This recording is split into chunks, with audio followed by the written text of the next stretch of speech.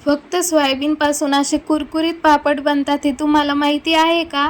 अगदी तोंडात टाकताच विरघळणारे आणि खायला पण खूप चविष्ट लागणारे. चला तर मग पटकन बघूया ते पापड कसे बनतात.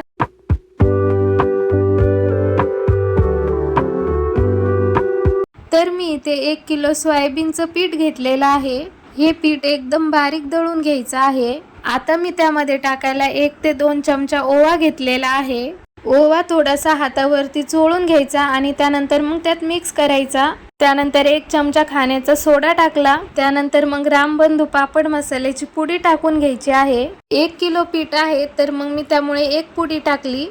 तो मसाला अगोदर चाळणीने चाळून घेतला आणि थोडंसं वरती आलं होतं त्यातलं मिरे वगैरे, तर मग ते खलबत्त्यामध्ये कुटून घेतले अगोदर आणि नंतर मग त्यामध्ये टाकले. हे सर्व टाकल्यानंतर आपल्याला एकदम छान मिक्स करून घ्यायचं आहे आणि त्यानंतर मग याचं पीठ मळून घ्यायचं आहे. हा उंडा थोडासा निब्बर मळून घ्यायचा.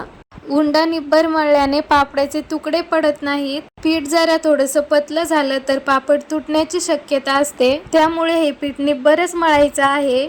आता हा उंडा आपल्याला पन्नीमध्ये घालून अर्धा ते पाऊण तास रेस्ट करायला ठेवायचा. अर्धा ते पाऊण तासानंतर पापड करायला सुरुवात करायची आहे. तर अगोदर पापड करण्यासाठी आठ्या करून घ्यायच्या. तर मंडळी, व्हिडिओ जर आवडत असतील तर व्हिडिओला लाईक करा आणि नवीन असाल तर आपल्या चॅनलला सबस्क्राईब सुद्धा करा. तर अशा प्रकारे आपल्याला आठ्या करून घ्यायच्या आहेत. जास्त छोट्याही नाही आणि जास्त मोठ्याही नाही, मीडियम साईजच्या. आट्या करून झाल्यानंतर आपल्याला या पन्नीमध्येच ठेवायच्या आहेत, म्हणजे त्या ड्राय पडणार नाहीत. आणि आता एक एक आटी घेऊन मी सर्व पापड लाटून घेतले. ह्या पापडांची प्रोसेस आपण जसे उडदाच्या आणि मुगाच्या डाळीचे पापड करतो तशीच आहे सेम.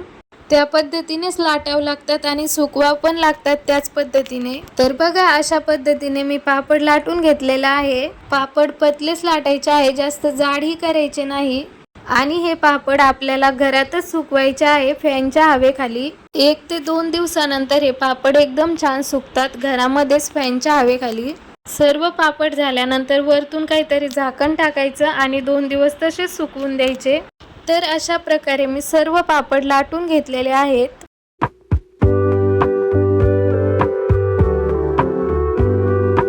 दोन दिवसानंतर पापड एकदम छान सुकलेले आहेत. तर आता आपण तळून बघूयात.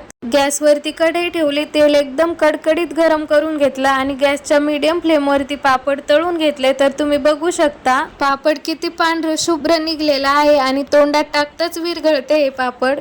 आणि खायला पण खूप चविष्ट लागतात हे पापड.